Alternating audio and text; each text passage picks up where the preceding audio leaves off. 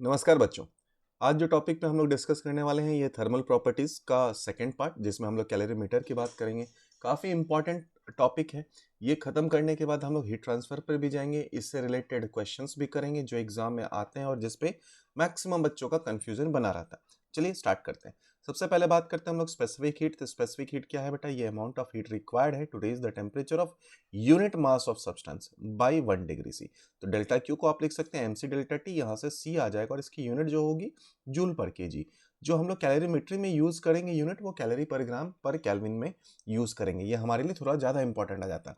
फिर आता है हमारे पास कि इस heat capacity of a body क्या है। तो अगर पिछले वाले डेफिनेशन में जो कि था amount of heat required to raise the temperature of, अब यूनिट मास की जगह कंप्लीट बॉडी बोले तो raise the temperature of body by 1 degree C, तब हम लोग बात करेंगे हीट कैपेसिटी। तो हीट कैपेसिटी को आप मास इंटू सी भी लिख सकते हैं, यानी क्यू को आप डायरेक्टली लिख सकते हैं सी इंटू डेल्टा टी। ठीक है। अब अगर heat capacity of a body को हम लोग डिफाइंड करें मास ऑफ वाटर से, तब ये बनेगा वाटर इक्विवेलेंट। इसका मतलब क्या है, फिर इसका डेफिनेशन समझे। तो लेट्स से हमारे पास कोई एक ऑब्जेक्ट है, इस पे अगर क्यू अमाउंट ऑफ हीट दिया, क्यू अमाउंट ऑफ हीट दिया, तो इसका टेम्परेचर जो चेंज हुआ मान लो 1 डिग्री सी से, ठीक है, या 2 डिग्री सी से, जो भी आपने रखा। अब अगर सेम अमाउंट ऑफ हीट कितना मास ऑफ वाटर में दिया जाए, कितना मास ऑफ वाटर में दिया जाए, सेम अमाउंट ऑफ हीट कितना मास ऑफ वाटर में दिया जाए, सो दैट इसका भी टेम्परेचर 1 डिग्री से चेंज हो जाए, तो ये मास ऑफ वाटर को हम लोग वाटर इक्विवेलेंट बोलेंगे। ठीक है, वही डेफिनेशन है इसका। तो ये क्या है? It is quantity of water whose temperature would increase by 1 degree C by passing same amount of heat required to raise the temperature of the body by same 1 degree C। अगर आप दोनों का स्पेसिफिक हीट को बराबर कर दो तो आप वाटर का mass into specific heat of water, जो कि है 1 के बराबर, ठीक है, that into 1, that should be equal to mass into specific heat of that body के बराबर। अगर लेटेंट हीट की बात करें बेटा, लेटेंट हीट क्या है? फेज चेंज करने में लेटेंट हीट की यूज होगी। तो अगर लेटेंट हीट में हम लोग बात करें, टेम्परेचर पे से कांस्टेंट रहने वाला है, तो amount of heat required to raise change the state of unit mass of substance without without change in temperature and pressure. ठीक है। क्यू को अगर हम लोग बात करें तो यहां से क्या लिखा जा सकता है? मास इनटू लेटेंट हीट लिखा जा सकता है। लेटेंट हीट दो प्रकार के होंगे। एक होगा latent of heat of fusion, जिसकी वैल्यू अगर कैलोरी में रखी जाए तो 80 कैलोरी पर ग्राम है। अगर एसआई यूनिट में रखा जाए तो आप देखो बेटा, 1 कैलोरी की वैल्यू होती है हमारे पास 4.2। कई बार आपको कैलोरी पर ग्राम, अब ग्राम को कन्वर्ट करना होगा जूल में, तो 1 कैलोरी को 4.2, और ग्राम को अगर कन्वर्ट करना हुआ तो 10⁻³ नीचे ऊपर जाकर मल्टीप्लाई हो जाएगा, तो कैलोरी पर ग्राम से जूल पर केजी में कन्वर्ट करने के लिए आपको 4200 से मल्टीप्लाई करना होगा। फिर आता है लेटेंट हीट ऑफ वेपराइजेशन, जिसकी वैल्यू 540 कैलोरी पर ग्राम के बराबर होती है। अब आते हैं हम लोग कैलोरीमेट्री पे। तो कैलोरीमेट्री पे अगर हम लोग बात करें तो ये कंजर्वेशन ऑफ एनर्जी पे बेस्ड करता है। Heat gained by cold body हमेशा बराबर होगा heat lost by hot body के बराबर। अब इस ग्राफ को अगर आपने याद रख लिया बेटा, तो आपका सारा काम हो जाएगा।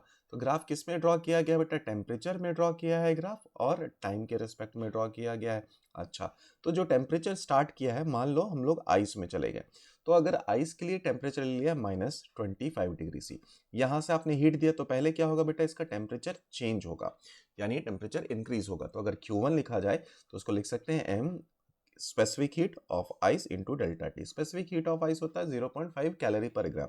डेल्टा टी यहाँ पे 25 है तो मल्टीप्लाई कर दिया, मतलब आया हमारे पास 12.5 किलो कैलोरी के बराबर आया ये। ठीक है। तो हीट दिया आपने Q1, तो क्या हुआ बेटा? जो आइस था, जो कि सॉलिड फॉर्म है, उसने अपना क्या चेंज किया है बेटा? टेम्परेचर को चेंज किया है। अब यहां पर आया है तो इस पॉइंट पे, ए पॉइंट पे देखा जाए तो सिर्फ आइस है जो कि सॉलिड फॉर्म में है। अगर आपने Q2 और हीट दे दिया तो आइस कन्वर्ट हो जाएगा किस में? लिक्विड में कन्वर्ट होगा। तो Q2 कितना आएगा? Mass into latent heat of fusion के बराबर। ठीक है, यानी कि लेटेंट हीट ऑफ फ्यूजन से आपने मल्टीप्लाई कर दिया। अब जो लिक्विड आया था 0 डिग्री सी पे, उसको आपने हीट अगर देना स्टार्ट कर दिया तो क्या होगा? फिर इसका टेम्परेचर बढ़ेगा, मतलब 0 डिग्री सी से 100 डिग्री सी तक जा सकता है। मतलब Q3 की वैल्यू mc डेल्टा टी से वापस 100 कैलोरी के बराबर आया। वाटर का टेम्परेचर या वाटर की स्पेसिफिक हीट की बात करें तो वो कितना? 1 कैलोरी होता है। अब सी पॉइंट पे देखे बेटा, तो यहाँ पर लिक्विड है, 100 डिग्री सी का टेम्परेचर है। अगर आपने यहाँ पर हीट दिया विच इज Q4, तो क्या होगा? इसका फेज कन्वर्ट होगा, तो सॉलिड से ये किस में बन जाएगा? स्टीम में बनेगा, and mass into latent heat of vaporisation हुआ। ठीक है।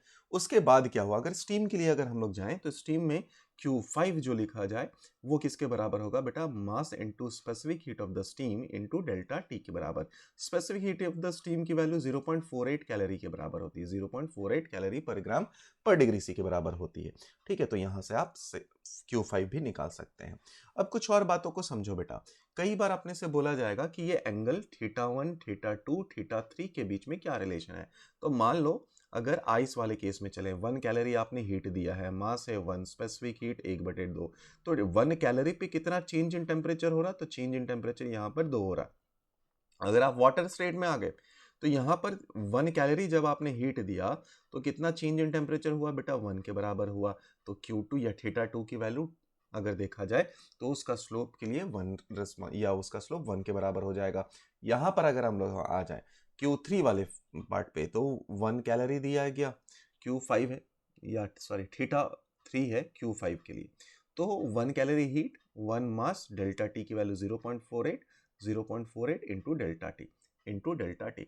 तो अगर आप यहाँ पर रखें तो डेल्टा टी की वैल्यू कितने के बराबर आ जाएगी बेटा, डेल्टा टी की वैल्यू आ जाएगी हमारे पास 2.1 के बराबर। इसका मतलब क्या है बेटा कि θ3 हमारे लिए ज्यादा है, फिर θ1 है, फिर θ2 है। वही बात यहाँ पे लिखा गया।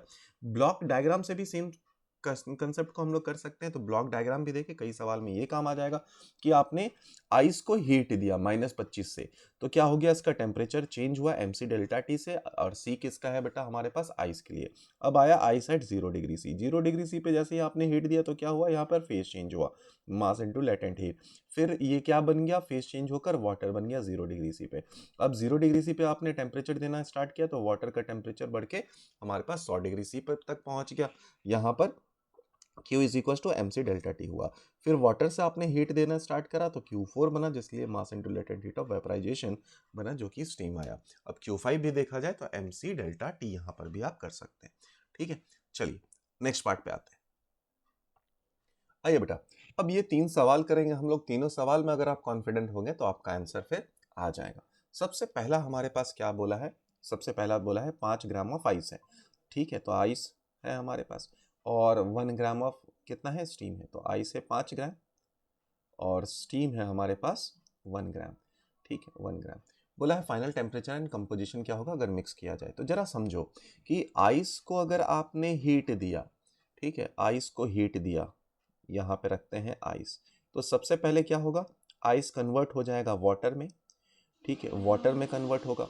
अब वाटर से जब आपने इसको हीट देना स्टार्ट करा तो क्या होगा, इसका टेम्परेचर इंक्रीज करेगा, टेम्परेचर इंक्रीज कर रहा होगा। ठीक है, सेम आप आ जाइए स्टीम के लिए। तो स्टीम में अगर हम लोग आए तो स्टीम यहाँ पर होगा स्टीम।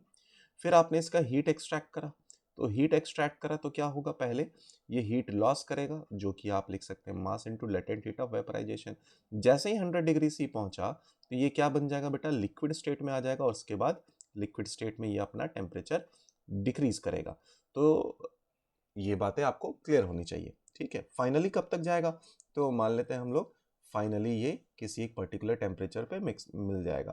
तो हीट का फ्लो तब तक होता रहेगा जब तक क्या हो जाना चाहिए, दोनों टेम्परेचर बराबर ना हो जाए। आइए इसी बात को लिखते हैं। तो आइस को कन्वर्ट होने के लिए कितना टेम्परेचर हमारे पास चाहिए, तो बेटा Q इज इक्वल टू कैसे देख सकते हैं, mass into latent heat of fusion के बराबर दे सकते हैं। तो ये आया 5 इंटू 80, यानी कि ये कितना आया बेटा, 400 कैलोरी। अच्छा, स्टीम ने कितना हीट अभी तक दे दिया होगा, तो उसके लिए कितना आ गया, 1 into latent heat of vaporisation, तो इसने जो रिलीज किया होगा -540। तो देख बेटा 540 इसने रिलीज किया, कन्वर्ट करने के लिए फेज में और 400 इसने ऑलरेडी गेन कर रखा था, तो 140 बाकी था। ठीक है, अब 140 भी ये डिक्रीज किया होगा, 140 भी डिक्रीज किया होगा, और इसी टाइम पे ये अपना टेम्परेचर इंक्रीज करा होगा। ठीक है बेटा, चलिए तो और बातों को अगर हम लोग देखें तो यहाँ पर पहले ये 140 टेम्परेचर इंक्रीज किया होगा, प्लस 140 कैलोरी हीट लिया होगा, 140 कैलोरी हीट लिया होगा, और इसने 140 कैलोरी को और डिक्रीज किया होगा यहाँ से यहाँ तक। पहले रिलीज किया -400, फिर 140, तो ये किस स्टेट पे पहुंच गया होगा, हमारे पास लिक्विड स्टेट पे पहुंचा होगा। तो 140 इज इक्वल टू हम लोग क्या लिख सकते हैं, mass into latent heat, specific heat जो कि है 1, मास की वैल्यू है 5 into delta T is T-0। तो यहाँ पे टी की वैल्यू अगर आप लिखें, मास है हमारे पास 5, तो टी की वैल्यू आ जाएगी हमारे पास 140 डिवाइडेड बाई 5 कर दीजिए, मास की वैल्यू क्योंकि ये 5 थी तो 140 डिवाइडेड बाई 5 तो 28 आया। यानी कि जब तक जो हमारा सॉलिड था, सॉरी स्टीम था, वो लिक्विड स्टेट में बना, जो वाटर था उसका टेम्परेचर कितना 28 डिग्री सी पे आ गया था। अभी भी दोनों टेम्परेचर अलग है, तो फिर क्या होगा बेटा, फिर क्या होगा, जो हमारे पास वाटर है जो कि हाई टेम्परेचर पे है, वो क्या करेगा, वो अपना हीट को लूज करेगा और ये गेन करेगा। तो दोनों के लिए लिखा जाए तो इसके लिए Q की वैल्यू लिख देता हूं मैं 1 into specific heat 1, delta T है इसके लिए 100 माइनस 0। और स्टीम के लिए लिखा जाए बेटा तो Q इज इक्वल टू है हमारे पास 1 नहीं, यहाँ पे 5 है क्योंकि ये आइस वाला पार्ट चल रहा, तो आइस को मैं ब्लू से लिख दे रहा हूँ, 5 इंटू 1 इंटू टी, यहाँ पर आया टी 100 माइनस टी था, सॉरी, फाइनल टेम्परेचर दोनों का टी है, तो टी माइनस 28। अब इन दोनों को सिंप्लीफाई करेंगे हम लोग, इक्वेशन 1 इक्वेशन 2 दोनों को आप इक्वेट करिए तो यहाँ से टी की वैल्यू आ जाएगी जो कि 40 डिग्री सी पे है। ये हुआ एक मेथड। अब आते हैं हम लोग दूसरे मेथड में। ठीक है, तो चलिए दूसरे मेथड में इसको पहले डिलीट करते हैं। आप डिलीट करने से पहले अगर आप चाहें तो इसका स्क्रीनशॉट ले लीजिए या पॉज करके देख लेना। फिर अब हम लोग डिलीट करके दूसरे मेथड पे आते हैं। दूसरा मेथड भी देख लें जो कि ब्लॉक मेथड है। दोनों में आपको जो सिंपल लगे आप उसमें कर सकते हैं। आइए, तो दूसरा मेथड क्या है हमारे पास, हीट लॉस्ट या heat gain is equal to heat lost के बराबर। ठीक है, अब दोनों को यहाँ पर साथ साथ कैलकुलेट करेंगे। हीट गेन क्या होने वाला है बेटा, तो हमारे पास 5 इंटू 80 ये था जब फेज चेंज हुआ होगा। ये किसके लिए है बेटा, ये है सॉलिड से लिक्विड का कन्वर्जन के लिए। उसके बाद क्या है, 5 into specific heat into delta T T minus 0। ठीक है, ये क्या है बेटा, टेम्परेचर, लिक्विड का टेम्परेचर को चेंज करने के लिए। हीट लॉस्ट, अब हीट लॉस्ट हमारे पास क्या होगा बेटा, 1 इंटू 540, 1 इंटू 540, ये क्या है बेटा, स्टीम से लिक्विड बनने का फेज है। ठीक है, प्लस प्लस यहां पर है 1 into 100 minus T, 100 minus T, जो कि क्या है हमारे पास बेटा, लिक्विड का टेम्परेचर को कम करने के लिए। अब दोनों को आप इक्वेट कर दीजिए, तो दोनों को अगर आप इक्वेट करिए तो देख लीजिए बेटा आपका आंसर यहाँ से आ जाना चाहिए। ये आया हमारे पास 540, यहाँ पर आया हमारे पास 240 माइनस टी, और टी इधर या तो 60 इज इक्वल टू 240, तो यहाँ से आप टेम्परेचर की वैल्यू 40 डिग्री से निकाल सकते हैं। ठीक है, तो आप दोनों में से जो मेथड आपको पसंद आए आप वो ले सकते हैं। फिर आता है हम लोग थर्ड मेथड, थर्ड क्वेश्चन पे, या सॉरी सेकंड क्वेश्चन पे आते हैं। तो सेकंड क्वेश्चन पे आ जाए, यहाँ पे हमारे पास क्या बोल रहा है, आइस है जो कि 100 डिग्री सी पे है, और हमारे पास 10 ग्राम का स्टीम है जो कि 100 डिग्री सी पे। फाइनल टेम्परेचर एंड कंपोजिशन बताइए। पिछले वाले केस में देख बेटा टेम्परेचर तो 40 डिग्री सी था, और याद करो कंपोजिशन में क्या था, दोनों 0 से 100 के बीच में आए थे, मतलब जो कंपोजिशन होगा वो प्योरली वाटर होगा। आइए इस केस में आते हैं, तो हीट गेन और हीट राइज हम लोग देखते रहे। अब ये वाले सवाल को देखो जरा, हीट रिक्वायर्ड आइस के लिए अगर बोला जाए तो कितना है हमारे पास बेटा, 100 इंटू 80, यानी 8000 कैलोरी चाहिए आइस को। अगर हीट लॉस्ट देखा जाए स्टीम के लिए तो वो कितने के बराबर आएगा बेटा, हमारे पास 10 इंटू 540। तो क्लियरली मुझे दिख रहा है कि जो हीट लॉस्ट है वो कम है, और हीट रिक्वायर्ड जो है वो ज़्यादा है, डोमिनेट कर रहा। तो जरा समझो, मैंने आइस वाले लाइन को ज़्यादा बड़ा बना दिया। ठीक है, तो यहाँ पर मेरे पास सॉलिड है और यहाँ पर है मेरे पास लिक्विड। फिर हमारे पास ये है 100 डिग्री सी का लाइन, और उसके बाद स्टीम पे, ये लिक्विड है और ये स्टीम पे है। स्टीम अपना फेज चेंज कर रहा, तो स्टीम ने पहले फेज चेंज करा बेटा, कितना चेंज करा, -5400 के बराबर। ठीक है, और जो आइस है हमारे पास, आइस है, उसने कितना गेन कर लिया होगा बेटा, उसने गेन करा होगा 5400। उसके बाद क्या हुआ होगा, अभी तक टेम्परेचर सेम नहीं है, तो हमारे पास अब क्या होगा, इसने अपना टेम्परेचर कंप्लीटली चेंज करा। क्यों डायरेक्टली कर दिया सर आपने, तो देखो जरा, यहाँ पर है 10 into specific heat 1 into delta T 100। ठीक है, तो जो इसने हीट लॉस करा है अभी कितने के बराबर है, 1000, यानी टोटल हीट लॉस जो इसने कर दिया है वो 6400, और इसने जो टोटल हीट गेन कर लिया है वो कर लिया है 6400। टोटल हीट गेन किया है 6400। अब देखो बेटा फाइनल टेम्परेचर सभी का कितना आया, 0 डिग्री सी, तो फाइनल टेम्परेचर का आंसर आ गया 0 डिग्री सी। ठीक है। अब देखो हीट कंपोजिशन बोला है बेटा, तो पहले तो स्टीम को देखिए। स्टीम जो था हमारा वो वाटर में कंप्लीट चेंज हो गया है। ठीक है, तो स्टीम था 10 ग्राम जो कि वाटर में कंप्लीट चेंज हुआ है। और आइस कितना कन्वर्ट हुआ, तो आइस जो कि वाटर में कन्वर्ट हुआ है उसका मास आप कैसे निकाल सकते हैं, तो उसका मास अगर निकालना है तो total heat gain which is 6400 divided by specific heat. Specific heat है 80, तो दिखा 80 ग्राम। 80 ग्राम क्या हुआ बेटा हमारे पास, आइस वाटर में कन्वर्ट हो गया है। तो टोटल अमाउंट ऑफ वाटर कितना आ गया 80, और प्लस जो स्टीम वाला था तो 10 ग्राम। टोटल वाटर आ गया हमारे पास 90 ग्राम। और आइस कितना बाकी रह गया बेटा, पहले था आइस 100 ग्राम, 80 ग्राम उसमें से कन्वर्ट हो गया है तो 20 ग्राम आइस बाकी रहा। यही हुआ है इसका कंपोजिशन। ठीक है, आई होप समझ में आ चुका होगा आपको। आते हैं नेक्स्ट क्वेश्चन में। तो नेक्स्ट क्वेश्चन हमारे पास क्या बोल रहा है बेटा, 30 ग्राम ऑफ आइस है जो कि मिक्स किया गया है 25 ग्राम ऑफ स्टीम से। तो अब देखो बेटा हीट रिक्वायर्ड पहले देख लीजिए कितना है, तो वो है हमारे पास 30 इंटू 80 के बराबर। ठीक है, वो है हमारे पास 30 इंटू 80 के बराबर। अब अगर आप तो ये कितना वैल्यू आ गया इसको भी लिख ही लेते हैं। तो यह है 2400 कैलोरी के बराबर। ठीक है, फिर आया हमारे पास हीट जो लॉस्ट हो सकता है। तो हीट लॉस्ट कितना हो सकता है बेटा, 540 इंटू 25, 25 इंटू 540, ये हो सकता है हीट लॉस। अगर इसकी वैल्यू देखें तो मल्टीप्लाई करके देख लीजिए, तो ये लगभग 13500 के बराबर आ जाएगा कैलोरी। अब क्लियरली दिख रहा है मुझे कौन डोमिनेट करने वाला है बेटा, तो हमारे पास जो स्टीम है वो डोमिनेट कर रहा। ठीक है, जरा समझें फिर से। तो फिर से मैंने आइस को ड्रॉ करा, बट इस बार स्टीम डोमिनेट कर रहा, तो स्टीम का लाइन को थोड़ा लॉन्गर बना देते हैं। ये है स्टीम, यहाँ पे है लिक्विड, यहाँ पर है आइस जो कि है सॉलिड, यहाँ पे है लिक्विड। तो पहले जो हीट रिक्वायर्ड है वो उसको देख लीजिए, तो इसने ऐड करा होगा 2400। ठीक है, और जो स्टीम है हमारे पास उसने लूज कर दिया होगा 2400। ठीक है, यहाँ पर कितना हीट था टोटल, 13500 हीट है। उसके बाद क्या हुआ होगा बेटा, जो आइस है उसने अपना टेम्परेचर को गेन करा होगा, तो 100 डिग्री सी तक जा सकता है। तो 30 इंटू 1 इंटू 100 - 0, ये हुआ हमारे पास आइस ने जो हीट गेन किया, प्लस 3000। तो प्लस 3000 गेन करा है इसने, तो इसने लॉस करा होगा -3000। अब देखिए बेटा फाइनल टेम्परेचर सभी का कितना आ गया, 100 डिग्री सी। ठीक है, बहुत ही बढ़िया।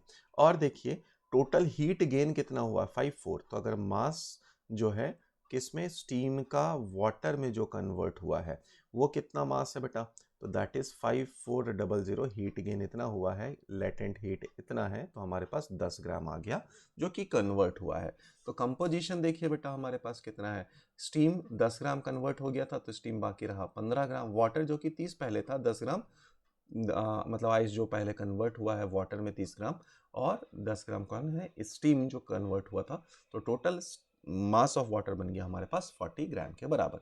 ठीक है, आई होप समझ में आया होगा। अगले पार्ट पे आते हैं। नेक्स्ट पार्ट में आते हैं जिसमें हम लोग पीटी डायग्राम के बारे में बात होती है। पीटी डायग्राम क्या है बेटा समझे। सबसे पहले तो हमें बात करना है ट्रिपल पॉइंट। ट्रिपल पॉइंट होता है क्या, तो ट्रिपल पॉइंट पीटी डायग्राम में सिर्फ पॉइंट रहता है, बाकी पीवी डायग्राम बना लीजिए या वीटी डायग्राम, उसमें वो लाइन होता है। तो ट्रिपल पॉइंट ऐसा होता है जिस पॉइंट पे तीनों फेस को एग्जिस्ट कर जाए।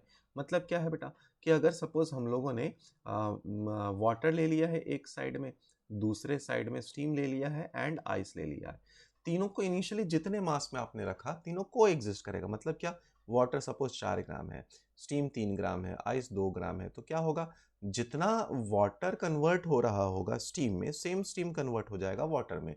सेम जितना स्टीम आइस में जा रहा होगा, आइस से स्टीम में भी सेम कन्वर्जन होगा। सेम आप वाटर और आइस के लिए भी कर सकते हैं।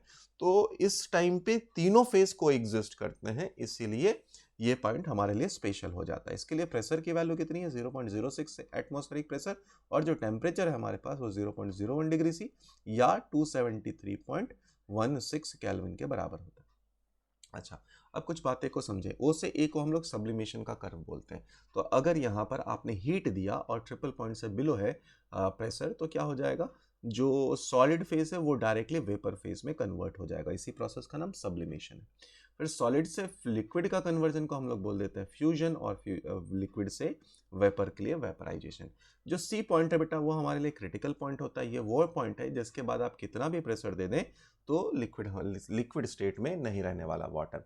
अब वाटर के लिए अगर आपको याद हो एनोमलस बिहेवियर, एनोमलस बिहेवियर क्या होता था बेटा, तो 0 से 4 डिग्री सी के बीच में अगर देखा जाए तो हीट करने पे इसका वॉल्यूम डिक्रीज हो रहा था, और क्योंकि वॉल्यूम डिक्रीज हो रहा था तो यहाँ पे जो स्लोप है बेटा वो नेगेटिव है। ठीक है, फिर आता है हम लोग हीट ट्रांसफर में। तो हीट ट्रांसफर हमारे पास एक हीट ट्रांसफर के तीन मोड हैं। तीन मोड में दो हमारे लिए ज़्यादा इंपॉर्टेंट है अभी के लिए। तो पहला है मोड ज़्यादा इंपॉर्टेंट, कंडक्शन। कंडक्शन प्रिडोमिनेंट होता है बेटा सॉलिड में। ठीक है, अब कंडक्शन क्या होता है, इसमें मेटल सरफेस के अंदर या मेटल के अंदर जो लैटिस होते हैं या इलेक्ट्रॉन्स होते हैं वो वाइब्रेट करते हैं, और वो वाइब्रेशन क्या होता है, एक जगह से दूसरी जगह पे फ्लो करके जाता है। ठीक है, यही होता है हमारा प्रोसेस ऑफ कंडक्शन। अब कंडक्शन के लिए रेट ऑफ हीट फ्लो अगर देखा जाए, मतलब dq/dt देखा जाए, तो वो डिपेंड करता है k delta t by delta x के बराबर। k क्या है बेटा, conductivity a, cross section area. Heat का फ्लो इधर आ रहा तो क्रॉस सेक्शन एरिया ये वाला हमारे लिए इंपॉर्टेंट है। ठीक है, डिवाइडेड बाय लेंथ, कितने लेंथ पे ये चल रहा है। ठीक है, यानी कि Q को हम लोग लिख सकते हैं क्या, KA/L delta T into time के बराबर। अब इलेक्ट्रिकल कंडक्टिविटी पे देखा जाए तो करंट की वैल्यू dq/dt है, और हीट के लिए अगर देखा जाए तो अगेन डेल्टा Q/ΔT है। बट यहाँ पर डेल्टा Q क्या है हमारे पास, हीट, और ये है टेम्परेचर, सॉरी टाइम। ठीक है बेटा, यहाँ पोटेंशियल ग्रेडियंट अगर इलेक्ट्रिसिटी में बात किया जाए तो V है, और हीट के लिए पोटेंशियल ग्रेडियंट है हमारे पास T। रेसिस्टेंस को अगर देखा जाए तो डेल्टा V/ΔI, यहाँ पर अगर देखा जाए तो हमारे पास डेल्टा T/Q' के बराबर है। ठीक है बेटा, तो रेसिस्टेंस अगर देखा जाए तो हमारे पास वो था ρL/A, और यहाँ पर रेसिस्टेंस देखा जाए तो L/KA के बराबर है। ठीक है बेटा, वापस से देखो, Q' is equal to KA/L into delta T है। यही है मेरे पास L/K को हम लोग रेसिस्टेंस बोले। अगर सीरीज में रखे बेटा तो सीरीज में जैसे करंट सेम था वैसे ही हीट करंट भी सेम होता है, और सीरीज में R इफेक्टिव की जगह पे R1 + R2 + R3 हो जाता है। अब ऐसी बात है बेटा, तो K equilibrium into A divided by L equilibrium या L इक्विवेलेंट को हम लोग लिख सकते हैं K1A1 या A/L1 + K2A2 बाई L2, यहाँ से लिख सकते हैं। पैरेलल कॉम्बिनेशन के लिए 1/R इफेक्टिव का फॉर्म, यहाँ भी 1R इफेक्टिव का फॉर्म रह जाएगा। ठीक है, चलिए आगे बढ़ते हैं। हमारे लिए कई बार ज़्यादा इंपॉर्टेंट होता है कि जंक्शन का टेम्परेचर बताना बेटा। ये कॉमन सा सवाल है, हर बार पूछा जाता है। तो अगर जंक्शन का टेम्परेचर के लिए बताया जाए तो ये सीरीज में है, सीरीज में है तो rate of heat flow same रहेगा, मतलब K of steel into area divided by length of the steel should be equal to 100 - T, क्योंकि ये हाई टेम्परेचर 100 से इधर जा रहा होगा। सेम अगर हीट के लिए कॉपर के लिए बात की तो K of copper area of copper by L of copper T-0। अब यहाँ से आप सिंप्लीफाई करके T निकाल सकते हैं। फिर कई बार पूछा जाता है कि जंक्शन का टेम्परेचर बताइए, जो कि क्रिकॉफ रूल से आप निकाल सकते हैं। तो मान लीजिए बेटा ये हाईयर टेम्परेचर पे है, और नेट हीट फ्लो क्रिकॉफ अगर आपको याद हो तो net heat flow through any cross section हमेशा 0 होगा। तो अगर हीट फ्लो हम लोग को, और ये R को सेम रखे हैं, R आप चाहें तो अलग भी कर लेना बेटा, R1 R2 R3 भी रख सकते हैं आप, डिपेंड करा क्वेश्चन में क्या पूछा गया। तो यहाँ पे लिखा जाए तो हम लोग लिख सकते हैं delta T which is T-0 divided by R, plus दूसरे के लिए delta T which is T-60/R, चाहो तो R1 R2 भी रख सकते हैं, और T-60/R3 विच इज R। इन सब का सम 0 होता है तो यहाँ से आप T भी निकाल सकते हैं। ठीक है, अब यहाँ पर देखा जाए सीरीज में है बेटा, तो सीरीज में किसी के लिए R इफेक्टिव निकालना हो तो आप R इफेक्टिव निकाल सकते हैं। R इफेक्टिव निकल गया तो H की वैल्यू या हीट करंट की वैल्यू डेल्टा T/R इफेक्टिव से भी आप चीजें सिंप्लीफाई कर सकते हैं। नेक्स्ट बात करें हम लोग next mode of heat transfer, तो हमारे लिए कन्वेक्शन होता है। कन्वेक्शन बहुत ज्यादा इंपॉर्टेंट नहीं है हमारे लिए, बट फिर भी पढ़ लेते हैं। कन्वेक्शन जो है यहाँ पर मास मोशन ऑफ फ्लूइड पार्टिकल होता है। मतलब क्या है बेटा, अगर आपने प्लेट में कुछ खाने को रख दिया, यहाँ पर फैन से हवा चल रहा, तो ये हवा आएगा, हीट फ्लो लेगा या हीट को पिकअप करेगा और चला जाएगा। तो यहाँ पर मोशन ऑफ या mass motion of air particle हुआ विच इज फ्लूइड। तो mass motion of fluid from one region to another region, और ये क्यों होता है, because of change in density के कारण होता है। अगर कन्वेक्शन की बात की जाए तो फोर्स्ड कन्वेक्शन होता है, नेचुरल कन्वेक्शन होता है, मतलब अगर फैन चला दिया तो फोर्स्ड, अगर फैन नहीं चलाया तो फ्री कन्वेक्शन। और यहाँ पर हीट फ्लो जो डोमिनेट कर जाता है वो फ्लूइड में डोमिनेट कर जाता है। हीट फ्लो का रेट अगर देखा जाए तो वो है HA डेल्टा T के बराबर। H क्या है बेटा हमारे पास, ये कन्वेक्शन कोफिशिएंट, और एरिया लैटरल एरिया होगा, क्योंकि यहाँ से हीट पिकअप करा तो क्रॉस सेक्शन ही ये लैटरल एरिया होगा। ठीक है। फिर आते हैं रेडिएशन में। तो रेडिएशन में अगर बात करें हम लोग, तो यहाँ पर हीट ट्रांसफर जो प्रीडोमिनेंट हो जाएंगे वो, या अपनी heat transfer by means of electromagnetic wave होगा। यहाँ पर हीट ट्रांसफर जो है वो बेटा प्रीडोमिनेंट हो जाता है जब टेम्परेचर हाई होता है, ठीक है, और टेम्परेचर हाई होता है। और दूसरा पॉइंट होता है कि सारे बॉडीज हर टेम्परेचर पे हीट रेडिएट करते हैं एक्सेप्ट 0 केल्विन या एब्सोल्यूट टेम्परेचर पे। अब नेक्स्ट पार्ट पे आइए। तो रेड से हमारे पास क्यू अमाउंट ऑफ हीट आया, टकराया, कुछ पार्ट रिफ्लेक्ट किया, कुछ पार्ट एब्जॉर्ब हुआ, कुछ ट्रांसमिट हुआ, तो टोटल सम हमेशा 0 हो जाता है। अगर आप चाहें तो इनका रेशियो भी ले सकते हैं, Q1 बाई क्यू को R लिख सकते हैं, Q2 बाई क्यू को आप A लिख सकते हैं, Q3 बाई क्यू को आप T लिख सकते हैं, और इन सब का सम किसके बराबर, 1 के बराबर हो जाएगा। फिर आता है हमारे पास ब्लैक बॉडी। तो ब्लैक बॉडी ऐसा है जिसको अगर आप रेडिएशन जिस पे फॉल करेगा तो सारे रेडिएशन को एब्जॉर्ब कर लेगा, इसका एब्जॉर्बटेंस 1 होता है। अगर इसको हीट किया जाए तो ये ऑल पॉसिबल वेवलेंथ को भी इमिट कर देगा। फिर आता है स्टीफेंस लॉ। स्टीफेंस लॉ हमारे पास एक बॉडी के टेम्परेचर पे ही डिपेंड करेगा। स्टीफेंस बोल्ट्जमैन लॉ अगर हम लोग बात करें तो सराउंडिंग टेम्परेचर पे भी डिपेंड करेगा। तो यहाँ पे रेट ऑफ इमिशन को अगर लिखा जाए तो sigma which is Stefan's constant into A into T का पावर 4 के बराबर होता है, ठीक है। अच्छा, अगर स्टीफेंस कांस्टेंट की बात करें बेटा, सिग्मा की बात करें हम लोग, तो सिग्मा की वैल्यू होती है हमारे पास 5.67 इंटू 10 टू पावर ऑफ -8। आप चाहो तो यहाँ से यूनिट भी निकाल सकते हो। इसका यूनिट किस में होगा बेटा, वैट पे होगा। तो watt into metre divided by metre square, और केल्विन का पावर 4 हो जाएगा, ठीक है। फिर आता है हमारे पास इमिसिविटी। इमिसिविटी क्या होता है बेटा, ratio of emissive power of a body किसी भी पर्टिकुलर टेम्परेचर पे divided by ratio of emissive power by black body at same temperature. अगर हम लोग इमिसिविटी भी यूज करते हैं एंड ये सराउंडिंग टेम्परेचर भी यूज करते हैं, जो कि स्टीफेंस बोल्ट्जमैन लॉ हो गया, तो हमारे पास H की वैल्यू आ गई या हीट फ्लो आ गया, sigma into emissivity into area T का पावर 4 माइनस T नॉट का पावर 4। T नॉट क्या है बेटा, हमारे पास सराउंडिंग टेम्परेचर है। फिर आया न्यूटन्स लॉ ऑफ कूलिंग।